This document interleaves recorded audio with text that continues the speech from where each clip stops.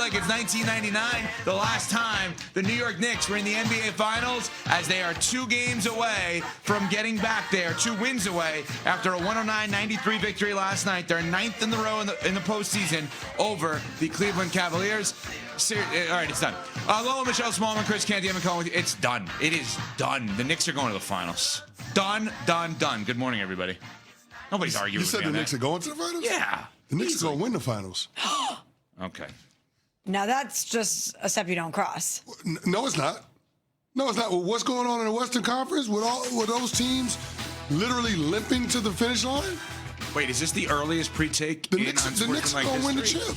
Did you see what I saw last night? I saw it too. They look great. The Knicks are going to win the title.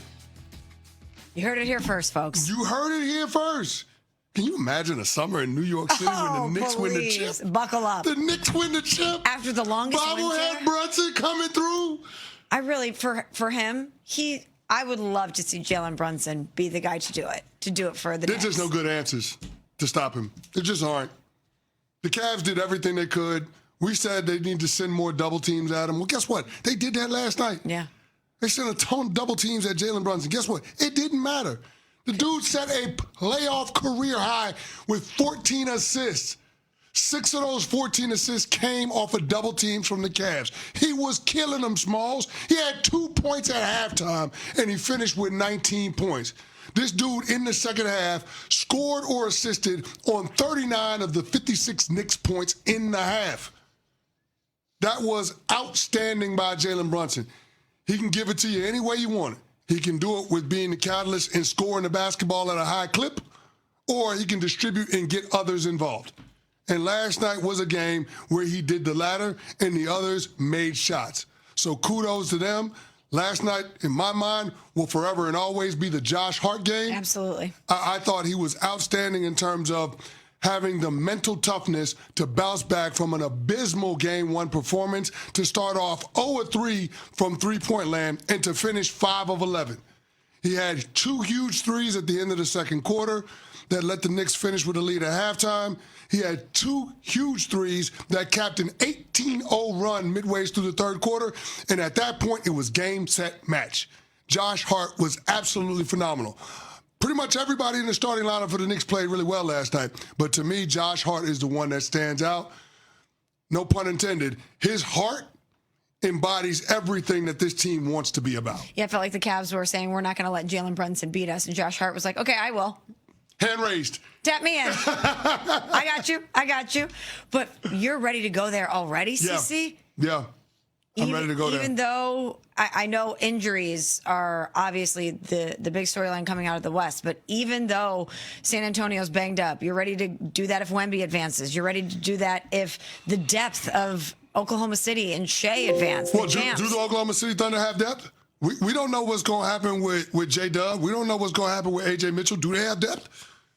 I mean, until I see one of the other point guards from the San Antonio Spurs on the court, alive and well and contributing to their team, I'm not going to believe it. So, those other 2 teams are killing themselves in the Western Conference Finals. That's going to be a long series, and we could be talking about the Knicks having this thing wrapped up by next Tuesday. 109-93. It got close for a second late, and then OG Anunoby hit a big 3 to put it back to double digits. But this is not a series. This is not I'm sorry. The way in which the Knicks are playing right now, and we bring up Jalen Brunson. Jalen Brunson is so damn good, and I have been so wrong about him. I personally said, he's not the best player in the team OG Anunoby is. I'm wrong. I'm dead wrong. OG Anunoby is the best two-way player. I hate that term on the team. But Jalen Brunson is so phenomenal at what he does. Last night was one of my favorite Jalen Brunson games I've seen. And you may sit there and say, what? 7 of 16 from the floor? CC mentioned 2 points in the first half. It doesn't matter. One of my favorite NBA games I've ever seen from a player is Kobe Bryant's one of his worst games. He was 6 of 24 in 2010 NBA Finals. Didn't have it. And you know what he did for the Lakers? I got to do something else. Grab, I think, 15 rebounds.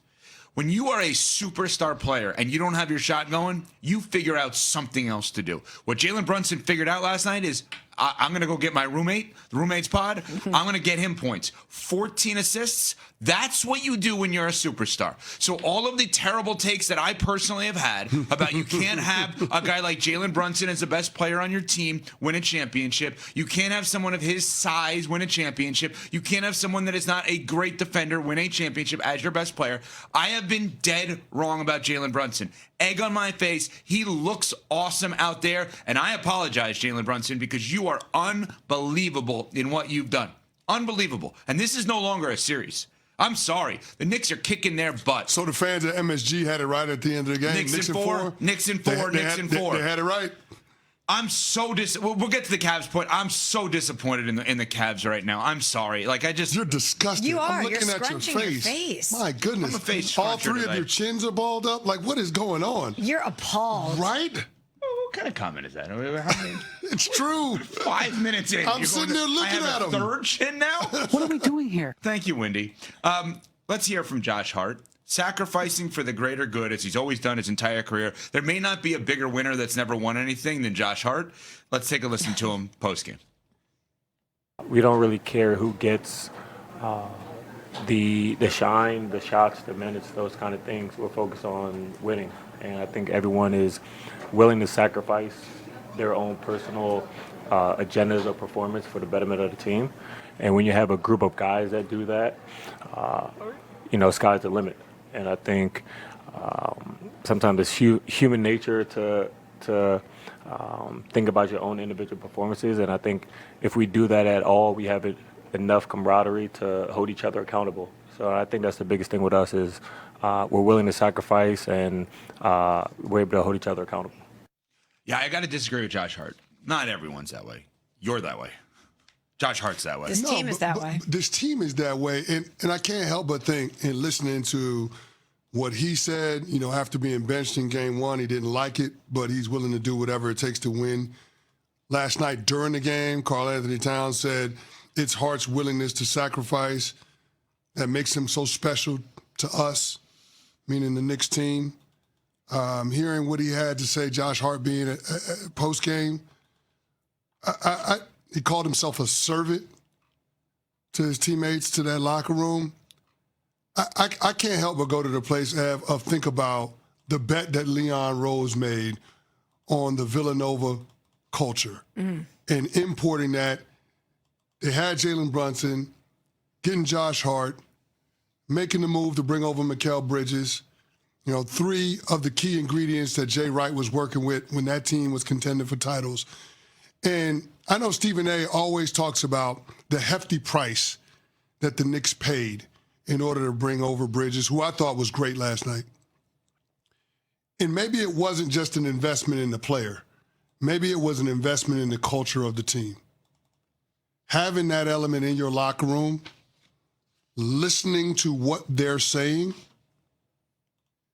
I mean, it's a culture that the Knicks haven't had in that building for a really long time. And now they are on the doorstep of getting back to the NBA Finals for the first time in a quarter century. No doubt. And, somebody said something to me once that I thought initially. A friend of mine said, oh, so-and-so is a really great follower. And I was like, why are you calling them that? That's so rude. And he looks at me and he goes, why would that be rude? He goes, great followers, if you have great leaders, are really important to team building and winning. Critical. Mikal Bridges may not be the leader of the team, but you know what he is? He's great at following the lead of Jalen Brunson and Josh Hart. Because it's the correct lead. Correct. And so it's like if you have that great leader and Mikal Bridges can follow that, he comes in, you give up the 5 first round. Basically, you're giving up the 5 first rounders to double, triple, and quadruple, and what's the 5th one?